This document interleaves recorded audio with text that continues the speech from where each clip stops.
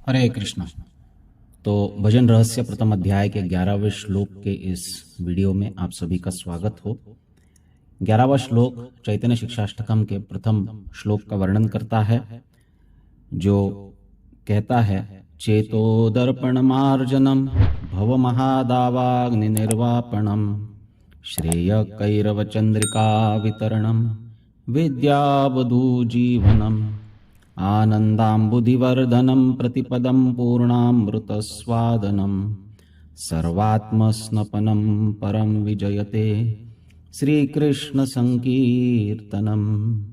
तो श्री कृष्ण संकीर्तन रूपी जो भजन है, इस भजन को किस प्रकार से ये परिणाम देता है, ये प्रथम श्लोक गाता है। इसमें भगवान नाम संकीर्तन के 7 परिणाम बताए गए हैं। एक साधक को किस प्रकार से परिणामों का अनुभव होता है जब वो नाम संकीर्तन करता है। एक बहुत महत्वपूर्ण शब्द इस श्लोक में है परम, जो इस श्लोक के 4th पद में आता है। परम श्री कृष्ण संकीर्तनम। श्री कृष्ण संकीर्तन ही परम है।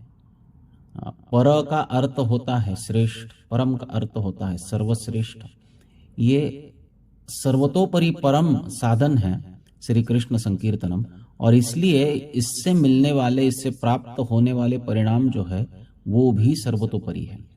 तो इन परिणामों की श्रृंखला किस प्रकार से होती है, ये इस श्लोक में गाया गया है। तो सर्वप्रथम कहते हैं कि चेतो दर्पण मार्जनम। व्यक्ति का चित्त जो होता है, ये अलग अलग कर्मों से उत्पन्न संस्कारों से प्रभावित होता है।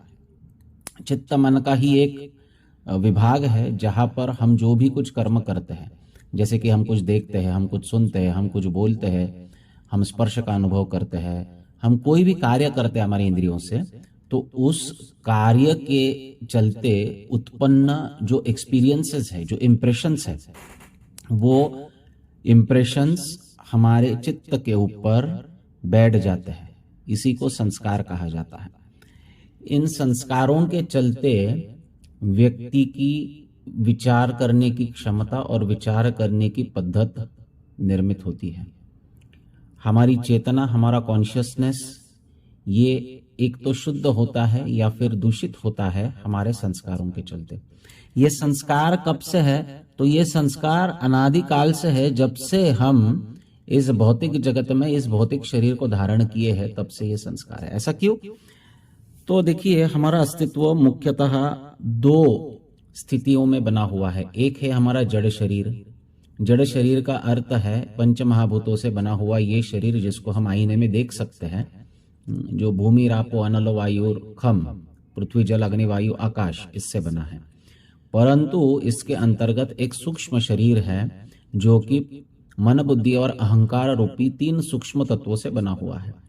ये 3 सूक्ष्म तत्वों से बना हुआ जो सूक्ष्म शरीर है, जिसे लिंग शरीर भी कहा जाता है, ये सूक्ष्म शरीर एक जड़ शरीर से दूसरे जड़ शरीर में आत्मा को लेकर प्रस्थांतरित होते रहता है।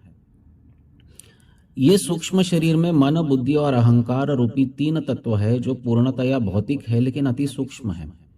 तो पृथ्वी जब से सबसे जड़ है, पृथ्वी जड़ है, उससे सूक्ष्म जल है, जल से सूक्ष्म अग्नि है, अग्नि से सूक्ष्म वायु है, वायु से सूक्ष्म जो है वो आकाश है, आकाश से सूक्ष्म मन, मन से सूक्ष्म बुद्धि, बुद्धि से सूक्ष्म अहंकार, और अहंकार से भी सूक्ष्म जो है वो जीवात्मा है। ये क्रम है जड़ता से सूक्ष्मता की ओर। तो मन, बुद्धि और अहंकार सूक्ष्म है। जितना तत्व सूक्ष्म होते जाता है, उतना ही उसमें जो शक्ति है वो बढ़ती जाती है। इसलिए आप देखोगे अहंकार सबसे शक्तिशाली होता है। व्यक्ति का अहंकार सबसे शक्तिशाली होता है। ये अहंकार, ये आत्मा के होने की वजह से जो चेतना है, उसी को पोल्यूट कर देता है, उसी को दूषित कर देता है। हमारा जो कॉन्शियसनेस है, जो वास्तविक आत्मा का लक्षण है, परंतु वो कॉन्शियसनेस हमारे अहंकार से दूषित होता है। अहंकार से कैसे दूषित होता है? अगर हम मिथ्या अहंकार के चक्कर में फंसते हैं तो हम अपने आप को ये शरीर मानने लगते हैं। अगर हम शुद्ध अहंकार को विकसित करते हैं तो हम अपने आप को आत्मा के रूप में साक्षात्कार कर सकते हैं। तो हमारा कॉन्शियसनेस जो है, हमारी चेतना जो है, यही वास्तविक हमारे बंधन और हमारे मोक्ष का कारण बनती है। अब ये चित्त के ऊपर जो संस्कार बने हैं अनादि काल से, जो हम कर्म कर रहे हैं उसके फलस्वरूप, ये संस्कार हमारी चेतना को दूषित कर रहे हैं या प्रभावित कर रहे हैं, और इसके चलते हमारी बद्धावस्था, आज जो हम जिस बद्धावस्था में हैं, जीव जिस बद्धावस्था में है, वो उसी का फलस्वरूप है। अब इस बद्धावस्था से अगर व्यक्ति को मुक्त होना है तो सर्वथा प्रथम उसे अपनी चेतना को सुधारना होगा, अपने कॉन्शियसनेस को सुधारना होगा, या फिर उस शुद्ध कॉन्शियसनेस के ऊपर, शुद्ध चेतना के ऊपर जो आवरण लगा है मिथ्या अहंकार का, उसको निकालना होगा। और उसे निकालने के लिए व्यक्ति को अपनी आइडेंटिटी को साफ साफ साक्षात्कार करने के लिए, अपनी शुद्ध पहचान को जीवात्मा के रूप में, भगवान के दास के रूप में अपनी शुद्ध पहचान को समझने के लिए चाहिए कि वो सर्वप्रथम अपने चित्त का शुद्धिकरण करे। अपने चित्त के ऊपर जो संस्कार है अनेक अनेक जन्मों के कर्मों के चलते, उन संस्कारों को वो पहले, उस दूषित संस्कारों को वो पहले मिटाए। इसे कहा गया है चेतो दर्पण मार्जनम। चित्त एक दर्पण की तरह है जिसमें हम अपने आप की आइडेंटिटी को, अपनी पहचान को देखते हैं। तो वो दर्पण है, जैसे हम आईने में अपने आप को देखते हैं, वैसे ही चित्त में हम अपनी वास्तविक आइडेंटिटी को देख सकते हैं। अब ये दर्पण जो है, इसके ऊपर धूल जम गई है, इसके ऊपर आवरण जम गया धूल का। ये आवरण कैसा है? ये आवरण है मिथ्या अहंकार का, ये आवरण है दूषित बुद्धि का, ये आवरण है इंद्रियों के पीछे भागने वाले मन का। ये आवरण जो है, ये शुद्ध करना, इसको निकालना चाहिए। इस आईने पर जमी हुई धूल को जब कोई निकालेगा तो अपना चेहरा साफ दिखाई देता है। तो चेतो दर्पण मार्जनम का अर्थ है कि चित्त को शुद्ध करना चाहिए, जिससे हमारी जो प्योर आइडेंटिटी है उसको हम रिफ्लेक्ट कर सके। चेतो दर्पण मार्जनम ये किससे होता है? तो कहते हैं परम श्री कृष्ण संकीर्तनम। ये श्री कृष्ण संकीर्तन से होता है। और कैसे होता है? जैसे बहुत धूल मिट्टी जमी है ना, तो उस आईने को साफ करते करते कोई व्यक्ति बीच में ही छोड़ देगा तो वो पूरी तरह साफ नहीं होगा। उसको साफ करने में बड़ा प्रयास लगने वाला है, बड़ी शक्ति जाने वाली है। तो कोई व्यक्ति अगर ऐसा सोचेगा कि नहीं ये पूरा साफ नहीं हो रहा है इसलिए मैं छोड़ देता हूँ, या मेरे पास ऐसा कोई साबुन इत्यादि सामग्री नहीं है जिससे कि ये ठीक ठीक साफ हो सके, तो मैं उसको वैसे ही बीच में छोड़ देता हूँ। लेकिन कोई व्यक्ति सोचता है कि नहीं मैं पूरा प्रयास करूंगा और इसको पूरी तरह स्वच्छ पहले जैसा करूंगा, उसके लिए चाहे मुझे जो कुछ भी करना पड़े। तो पूर्णतया शुद्ध करने की जो प्रोसेस है वही परम है। परम का अर्थ है संपूर्णतया वो शुद्ध करती है। तो कौन है जो हमारे चित्त को संपूर्णतया शुद्ध कर सकता है? तो वो है श्री कृष्ण संकीर्तन। ये प्रथम परिणाम है श्री कृष्ण संकीर्तन का कि वो हमारे चित्त के दर्पण को शुद्ध करता है। उसके बाद क्या होता है? तो कहते हैं भव महादावाग्नि निर्वापणम। ये महादावाग्नि में हम फंसे हुए हैं, भव सागर की भौतिक सब कर्मों के बंधन में हम फंसे हुए हैं। इसे दावाग्नि कहा गया है। दावाग्नि कहते हैं फॉरेस्ट फायर को, जो जंगल में आग लगती है उसे दावाग्नि कहते हैं। इसे दावाग्नि क्यों कहा गया है? तो देखिए, जंगल में जो आग लगती है वो बाहर से आकर कोई नहीं लगाता है। वो किस में लगती है? तो वृक्षों के आपस के घर्षण से ही वो अग्नि लगती है। अच्छा, अग्नि लगती तो है, लेकिन इसमें तप्त और त्रस्त और नष्ट कौन होता है? तो उसमें वो वृक्ष ही प्रभावित होते हैं, वे ही नष्ट होते हैं, वे ही त्रस्त होते हैं, वे ही तप्त होते हैं। तो ये वृक्षों के चलते वे अपने आप का ही नुकसान करते हैं। उसी तरह हम इस भवसागर के दुखों में फंसे हैं। क्यों फंसे हैं? किसी और की वजह से नहीं, हम हमारे कर्मों की वजह से फंसे हैं। हमारे कर्मों की वजह से जो घर्षण हो रहा है, उस घर्षण के चलते ये शोकाग्नि, ये मोहाग्नि, ये सब पैदा होती है। और इस अग्नि में कौन जल रहे हैं? हम जल रहे हैं। इसलिए इस भौतिक संसार को अग्नि कहा गया, और वो भी दावाग्नि कहा गया है। कोई बाहर से आकर हमारा कोई नुकसान नहीं कर सकता है। हमारा नुकसान या लाभ हम स्वयं कर सकते हैं। अगर हम भौतिक कर्म के चक्र में फंसते हैं तो हमारा बहुत बड़ा नुकसान है। अगर हम भगवत भक्ति में, भगवत संकीर्तन में, भगवत नाम कीर्तन में जुटते हैं तो हमारा बहुत बड़ा कल्याण है। हम स्वयं ही हमारे कल्याण के लिए या फिर हमारे सर्वनाश के लिए कारणीभूत हैं। तो ये दावाग्नि का निर्वापण जो है, इसको पूरी तरह शांत करने का जो कार्य है, ये शांत करने का कार्य कौन कर रहा है? तो ये शांत करने का कार्य कर रहा है श्री कृष्ण संकीर्तन। अब श्रेय कैरव चंद्रिका वितरणम, अगर कोई व्यक्ति उसका कोई अंग जल गया है, हाथ जल गया है या पैर जल गया है, कहीं भी उसको कुछ जला है अग्नि से, तो उसको ठंडक की आवश्यकता होती है। वो जलता है, धकधकता है, बहुत गर्मी उधर से निकलती है उस अवयव से जिसको जो जला गया है अग्नि से। अब इस स्थिति में क्या चाहिए? इस स्थिति में चाहिए ठंडक। ये ठंडक कौन देता है? तो चंद्रमा का जो प्रकाश होता है वो शीतलता प्रदान करता है। तो एक बार अग्नि को मिटाने से नाम संकीर्तन आगे जाकर क्या करता है? तो चंद्रिका का प्रकाश फैलाता है, जिससे उस तप्त व्यक्ति को, तप्त जीव को, जो नाम संकीर्तन में लगा हुआ है, तप्त साधक को ठंडक प्राप्त होती है। श्रेय कैरव चंद्रिका, और ये कैसी प्राप्त होती है? तो कहते हैं जिस प्रकार कैरव कहते हैं सफेद कमल को, जो पानी में उगता है, उस सफेद कमल को, जिसको कुमुद भी कहा जाता है, उसे कैरव कहा गया है। तो कैरव का अर्थ क्या है? देखिए, कमल सामान्यतः सूर्य प्रकाश में खिलता है, लेकिन कैरव जो है ये चंद्र प्रकाश में खिलता है, ये रात को खिलता है। तो जिस प्रकार कैरव के लिए सबसे कल्याणकारी क्या है? चंद्र प्रकाश है, कि चंद्र प्रकाश को प्राप्त होते ही वो खिल जाता है। उसी प्रकार वो साधक जो महादावाग्नि से बाहर आया है, उसे ठंडक पहुंचाने के लिए चंद्रमा के प्रकाश जैसी शीतलता भी हरिनाम प्रदान करता है। श्रेय कैरव चंद्रिका, तो ये तीसरा परिणाम हुआ। चौथा परिणाम क्या है? तो कहते हैं विद्यावधू जीवनम। इस नाम संकीर्तन को, विद्या, सर्व प्रकार की जो विद्या है, ऑल पॉसिबल आध्यात्मिक भौतिक नॉलेज जो है, ये विद्या रूपी वधु जो है, ये नाम संकीर्तन को अपना जीवन मानती है, सर्वतोपरि मानती है। ये नाम संकीर्तन जो है, ये विद्या रूपी वधु का जीवन है। उसे वधु का अर्थ है, नववधु कहते हैं या पत्नी कहते हैं, उसे वधु कहा गया है। तो विद्या रूपी वधु के जो पति है वे है नाम संकीर्तन, वे ये परमोच्च साधन है, जिससे सभी, क्योंकि जहां पर पति होते वहां पर पत्नी अपने आप आती है ना। तो जिस प्रकार नाम संकीर्तन कहीं भी होता है, तो सभी प्रकार की विद्या वहां पर उपस्थित हो जाती है अपने पति के पीछे पीछे। व्यक्ति को वास्तविक विद्या प्राप्त करनी है, ज्ञान प्राप्त करना है, उसे उसके लिए कुछ और करने की आवश्यकता नहीं है। भगवान नाम कीर्तन से उसे सभी प्रकार की विद्या, सर्वोच्च आध्यात्मिक ज्ञान उसे अपने आप ही प्राप्त हो जाता है। तो ये चौथा परिणाम है कि उसमें सभी प्रकार की विद्या आ जाती है।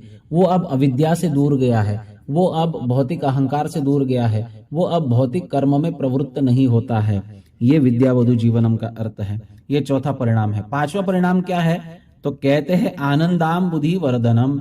अंबुधि, अंबु कहते हैं पानी को, धी का अर्थ है निधि या बहुत बड़ी राशि पानी की, यानी सागर। तो अंबुधि कहते हैं सागर को।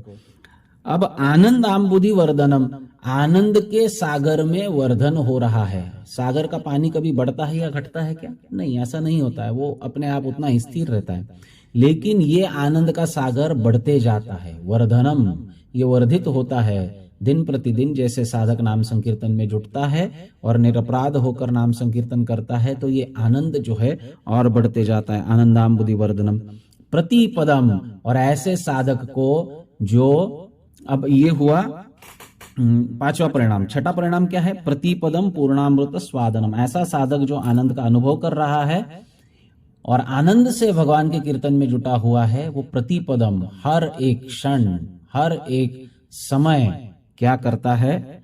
पूर्ण अमृत आस्वादनम, संपूर्ण अमृत का आस्वादन करता है। पूर्णामृत कौन है? वास्तविक पूर्णामृत भगवान के श्री चरण है, जो सभी प्रकार के आनंद को प्रदान करते हैं। ये सभी प्रकार के अमृतत्व को प्रदान करते हैं, भगवान के श्री चरण है। तो पूर्णामृत स्वादनम, भगवान के श्री चरणों का आस्वादन वो करने लगता है, भगवान के संग का अनुभव करने लगता है। और फिर सातवां परिणाम क्या होता है? तो सातवां परिणाम कहते हैं सर्वात्म स्नपनम।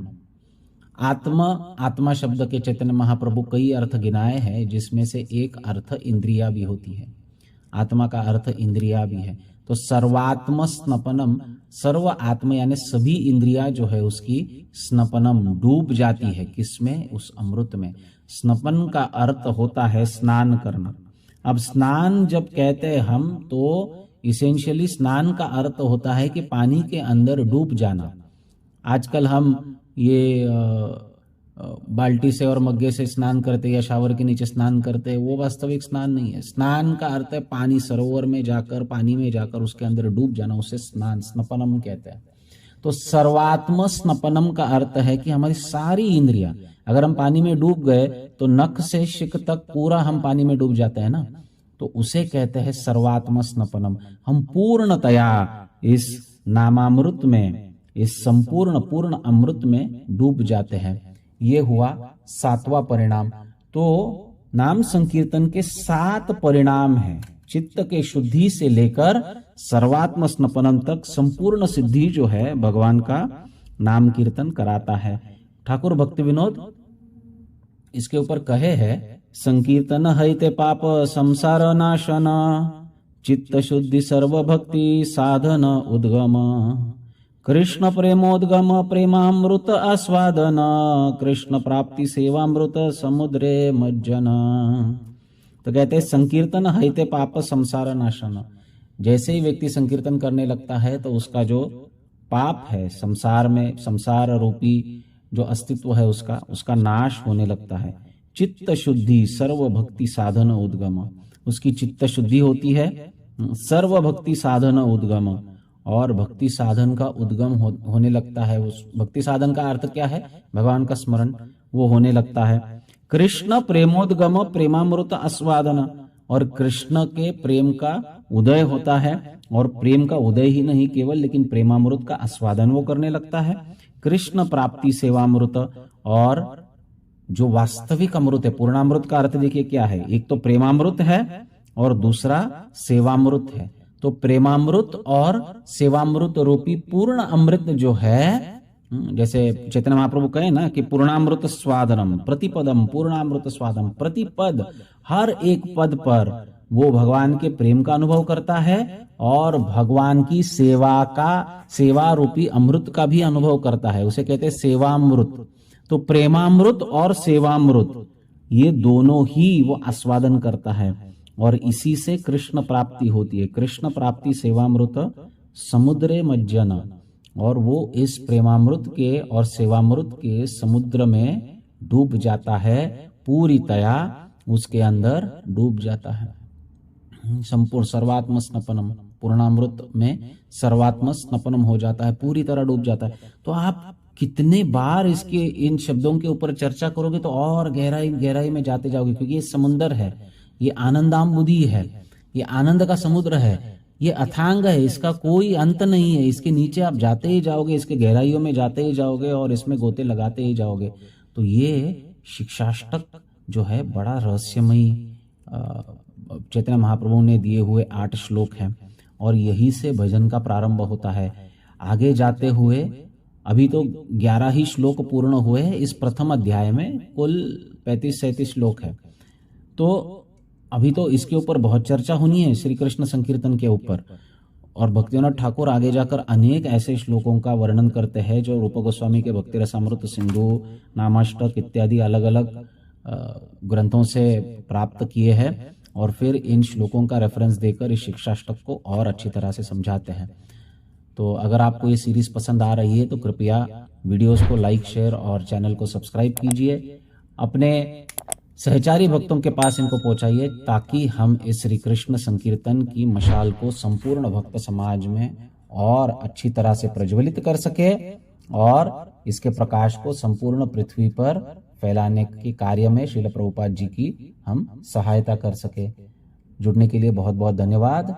श्री भजन रहस्य की जय। श्रील भक्तिविनोद ठाकुर की जय। जगत गुरु श्रील प्रभुपाद की जय। गौर प्रेमानंदे हरि बोल।